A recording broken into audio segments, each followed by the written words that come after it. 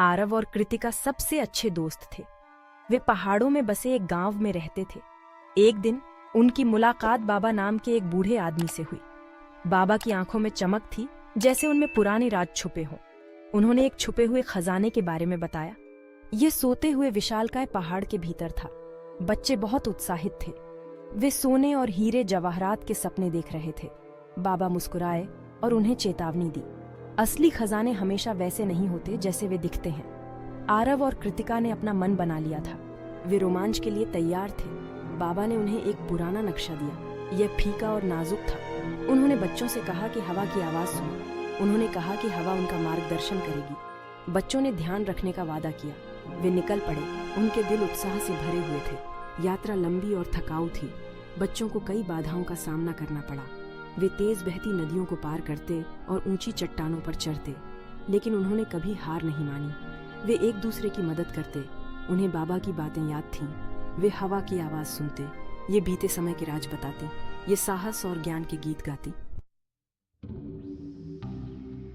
आखिरकार वे एक छिपी हुई गुफा तक पहुंच गए। यह अंधेरी और रहस्यमय थी।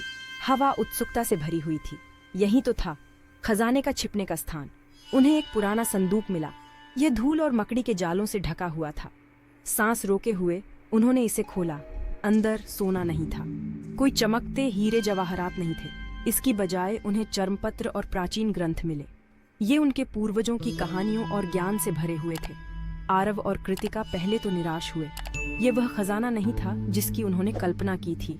वे थोड़ा दुखी महसूस कर रहे थे, लेकिन जैसे जैसे उन्होंने चर्मपत्रों को पढ़ा, उनकी निराशा दूर होती गई। कहानियां जादुई थीं। वे बहादुरी, दया और प्यार की बातें करती थीं। उन्होंने अपने इतिहास के बारे में सीखा। उन्होंने अपने पूर्वजों की ताकत को समझा। उन्होंने असली खजाने को पहचाना। ये सोना नहीं बल्कि ज्ञान था।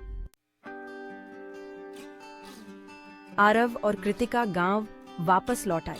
वे बदल चुके थे। यात्रा ने उन्हें बहुमूल्य सबक सिखाए थे। उन्होंने सीखा कि असली धन ज्ञान में है। उन्होंने अपनी विरासत को संजो कर रखने का महत्व समझा। उन्होंने कहानियां सबके साथ बांटी। गांव वाले पूरे ध्यान से सुनते रहे। वे अपने पूर्वजों के ज्ञान से प्रेरित हुए। बच्चों को सोने से भी कीमती कुछ मिल गया था। उन्हें अपना इतिहास मिला।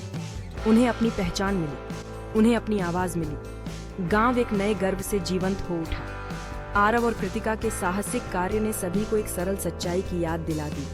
सबसे मूल्यवान खजाने भौतिक नहीं होते हैं। वे कहानियां हैं जो हम सुनाते हैं। वे मूल्य हैं जिन्हें हम संजो कर रखते हैं। वे प्यार है जिसे हम बांटते हैं। ये वो खजाने हैं जो सचमुच टिके रहते हैं। ये वो खजाने हैं जो सोने से भी कीमती हैं। हाय नमस्ते दोस्तों, कैसे हैं आप लोग। मेरा वीडियो कैसा लगा आपको, प्लीज़ लाइक कीजिए, कमेंट कीजिए और ये मेरा साथ में जेटी जमुना आपका चैनल वीडियो में पार्ट